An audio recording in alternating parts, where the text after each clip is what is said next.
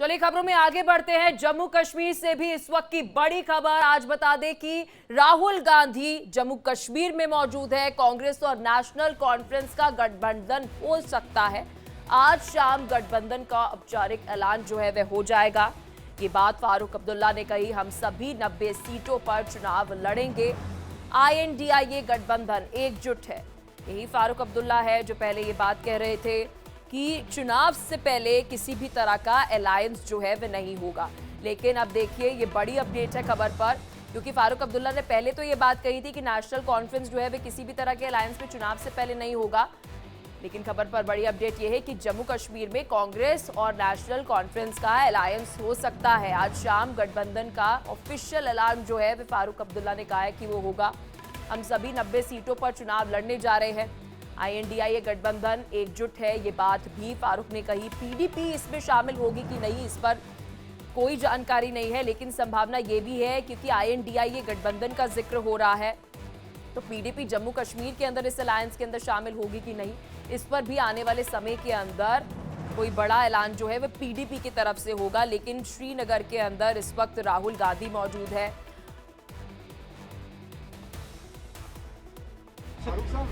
और जो अलायंस है वो ऑन ट्रैक है और इंशाल्लाह ये बिल्कुल अच्छी तरह से अलायंस चलेगी। सीट्स का क्या हुआ है? सीट्स का भी बहुत अच्छा अरेंजमेंट फाइनल हुआ अलायंस आपने? जी हाँ, फाइनल हो गया है। आज शाम को उस पर दस्तखत हो जाएंगे और ये सब आपके सामने आ जाएगा। सर, ये पूरे 90 सीट्स पे ये पूरे 90 सीट्स पे अलायंस। डॉक्टर साहब, राहुल गांधी कह रहे थे कि इंडिया अलायंस के जितने भी पार्टनर्स हैं वो सारी पार्टीज जो हैं जम्मू कश्मीर में एकजुट होंगी। क्या चांसेस है नेशनल कॉन्फ्रेंस, PDP और कांग्रेस साथ में आए? देखिए, कांग्रेस और हम इकट्ठे हैं। हम तारिक आमिर साहब भी हमारे साथ हैं और मुझे उम्मीद है कि हमारे लोग हमारे साथ हैं, कि हम लोग भारी अक्सरियत से अल्लाह की मेहरबानी से जीत सकें और लोगों के लिए बेहतरी कर सकें। यहाँ के लोगों ने 10 साल, इतने भी साल हुकूमत नहीं थी, मुसीबतों का शिकार हुए और हम उम्मीद करते हैं कि पूरी रियासत को बहाल किया जाएगा और पूरी ताकत से बहाल किया जाएगा। ये है जो हमारी कोशिश है। कश्मीर में ऐसे भी आरोप लग रहे हैं कि जो राहुल जी ने आज रिमार्क्स किए कि स्टेटहुड को रिस्टोर करेंगे अगर यहाँ हमारी कोalition सरकार बनती है, तो आपको क्या लगता है कि ये इलेक्शन स्लोगन है? मैंने आपसे कहा कि स्टेटहुड हम सबके लिए ज़रूरी है, इसका वादा है और ये स्टेट जो है इसने बहुत बुरे दिन देखे।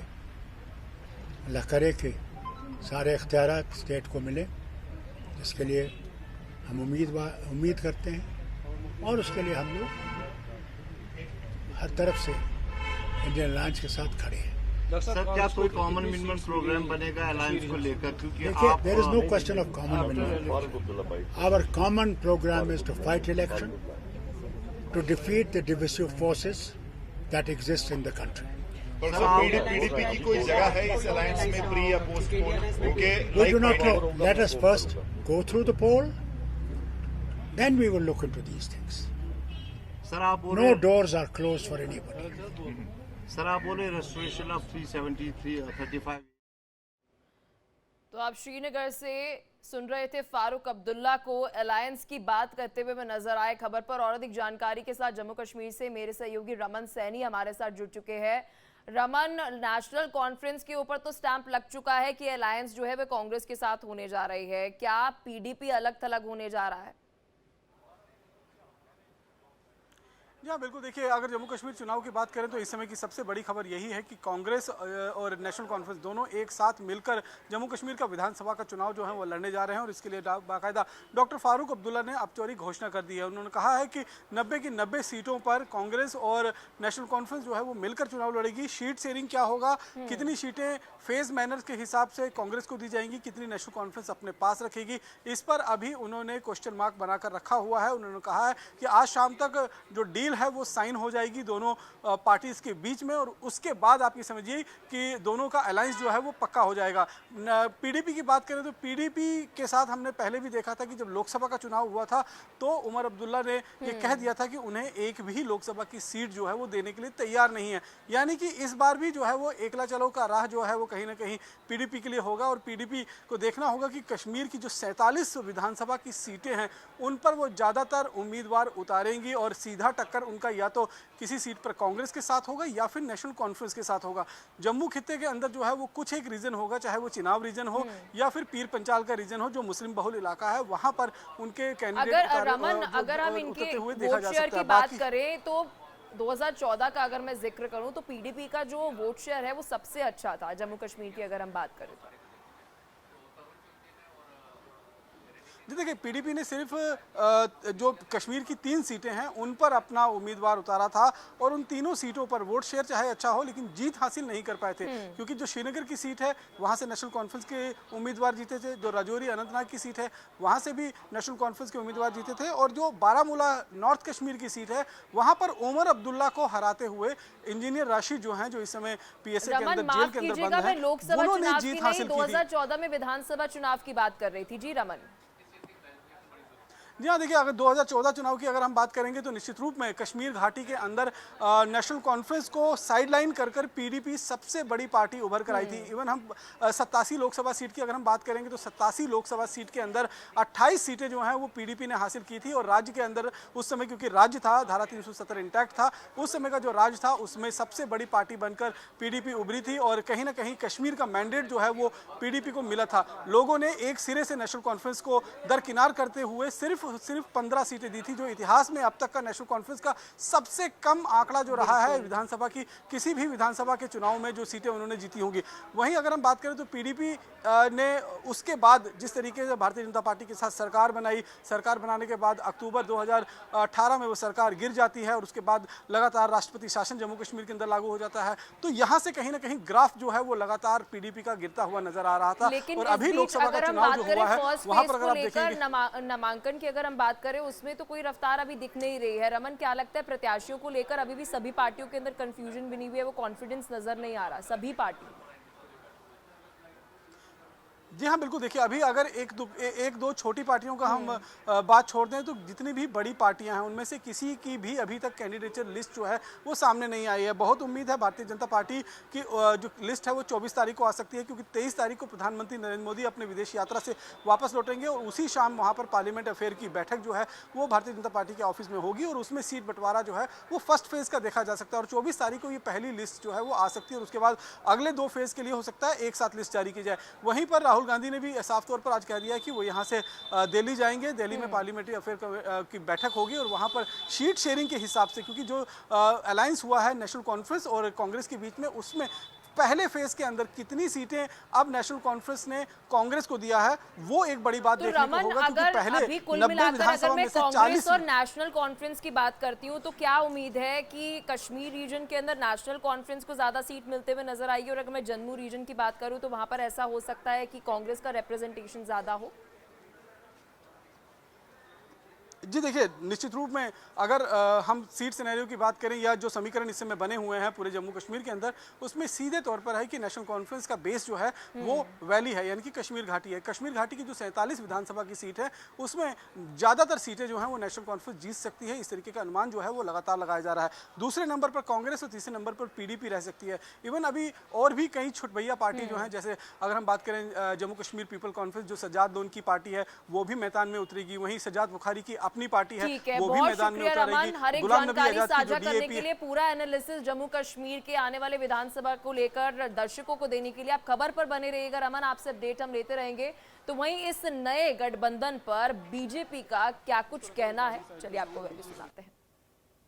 पूरा डिक्लेयर होने दो, डिक्लेयर होने के बाद हमारा स्टैंड तो कल तरुण सिंह जी दिल्ली से बोले हैं, जो नेशनल कॉन्फ्रेंस का जो मैनिफेस्टो है उसके बारे में कांग्रेस पार्टी सोनिया गांधी देश के जनता को बताना चाहिए उनका स्टैंड क्या है।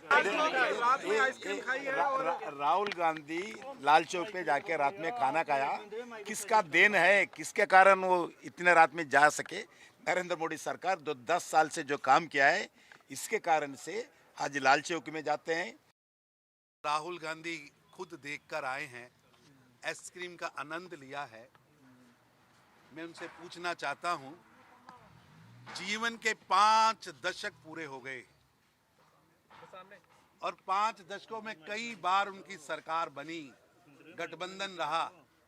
इससे पहले वो लाल चौक कब गए थे? इससे पहले उन्होंने स्नोबॉल्स कब खेले थे? इससे पहले उन्हें डिनर का आनंद कब लिया था? और उनको धन्यवाद करना चाहिए नरेंद्र मोदी जी का, जिन्होंने स्मार्ट सिटी बनाकर श्रीनगर को, उस लाल चौक को सुंदर भी किया, जिस पर आज राहुल गांधी चहलकदमी कर रहे हैं, पर्यटन कर रहे हैं। तरुण चुग लॉ एंड ऑर्डर पर बोलते हुए नजर आए, लेकिन इस बीच एक और ब्रेकिंग न्यूज। राहुल गांधी ने पार्टी कार्यकर्ताओं के साथ मुलाकात की है। राहुल गांधी ने, आपको बता दें कि जम्मू कश्मीर में पार्टी कार्यकर्ताओं के साथ मुलाकात की है। इस बीच आपको बता दें, कार्यकर्ताओं को राहुल गांधी संबोधित भी करते हुए नजर आए। जम्मू कश्मीर के लोगों का प्रतिनिधित्व जरूरी है, ये बात राहुल गांधी ने की। तो वहीं साथ ही लोकतंत्र का भी जिक्र करते हुए नजर आए। राहुल गांधी ने कहा कि मैं लोकतंत्र की रक्षा करता हूं, दुख दर्द मिटाना मेरा लक्ष्य है। ये बात राहुल गांधी ने जम्मू कश्मीर में दौरे के दौरान कही। इस बीच विधानसभा चुनाव की अगर हम बात करें तो न केवल कांग्रेस, बीजेपी, नेशनल कॉन्फ्रेंस और साथ ही पीडीपी बहुत एक्टिव नजर आ रही है। क्या कुछ राहुल गांधी ने कहा, चलिए आपको सुनाते हैं। आजादी के बाद बहुत सारी बार यूनियन टेरिटरीज को स्टेट में बदला गया है, मगर एक ही उदाहरण है जब स्टेटहुड छीनकर यूनियन टेरिटरी बनाई गई है। ये पहली बार हुआ है, इससे पहले ये कभी नहीं हुआ था। और हम ये मैसेज देना चाहते हैं कि जम्मू और कश्मीर के जो लोग हैं, उनका रिप्रेजेंटेशन जरूरी है, हमारे लिए जरूरी है और देश के लिए जरूरी है। तो विधानसभा चुनाव के मद्देनजर जो इस वक्त राहुल गांधी का दौरा है, उसके बाद जम्मू कश्मीर में सियासी सरगर्मियां भी तेज हो चुकी हैं, क्योंकि चुनाव है। अब कांग्रेस के बड़े नेता जम्मू कश्मीर पहुंच रहे हैं, जिसको लेकर हमारे सहयोगी रमन सैनी की ये रिपोर्ट देखिए। जम्मू कश्मीर में होने वाले विधानसभा चुनाव का जायजा लेने के लिए इस समय राहुल गांधी और कांग्रेस अध्यक्ष मल्लिकार्जुन खड़गे 2 दिवसीय दौरे पर जम्मू कश्मीर पहुंचे हुए हैं। कल शाम 5:30 बजे वो कश्मीर पहुंचे। जो पदाधिकारी थे, जो कार्यकर्ताओं थे, उनके साथ बैठक करने के बाद राहुल गांधी सीधे लाल चौक पहुंच गए और वहां पर उन्होंने न केवल खाना खाया बल्कि आइसक्रीम का भी लुत्फ उठाया। इसी दृश्य पर आज भारतीय जनता पार्टी एक बड़ा सवाल खड़ा कर रही है कि आखिरकार जिस तरीके से राहुल गांधी बिना किसी डर, बिना किसी संकोच के लाल चौक में जाकर आइसक्रीम का लुत्फ उठा रहे हैं, तो ये किसके कारण मुमकिन हो पाया। दरअसल लगातार कांग्रेस और नेशनल कॉन्फ्रेंस जो है वो इस समय जम्मू कश्मीर में बिगड़े हुए हालात पर सवाल खड़ी करती हुई नज़र आ रही है। और उसी का सवाल का जवाब देते हुए आज भारतीय जनता पार्टी के सीनियर लीडर तरुण चुग और जे किशन रेड्डी ने साफ तौर पर कहा कि किस तरीके से जम्मू कश्मीर में जो हालात बदले हैं, जम्मू कश्मीर में पिछले 10 सालों में जो भारतीय जनता पार्टी ने काम किया है, जो शांति स्थापित की गई है लाल चौक और कश्मीर घाटी के अंदर, उसी के बिना आज जो राहुल गांधी मल्लिकार्जुन खड़गे के साथ लाल चौक में बिना किसी डर,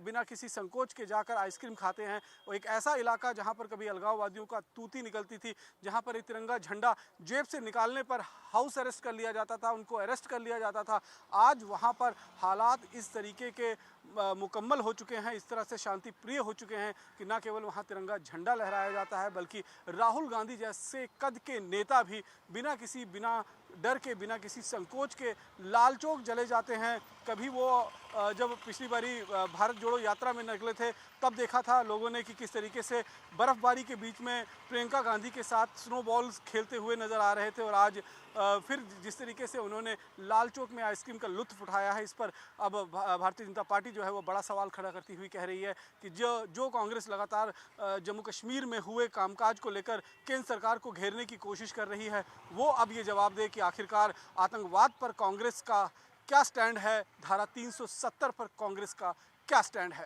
कैमरा पर्सन सुनील के साथ रमन सैनी, इंडिया डेली, जम्मू।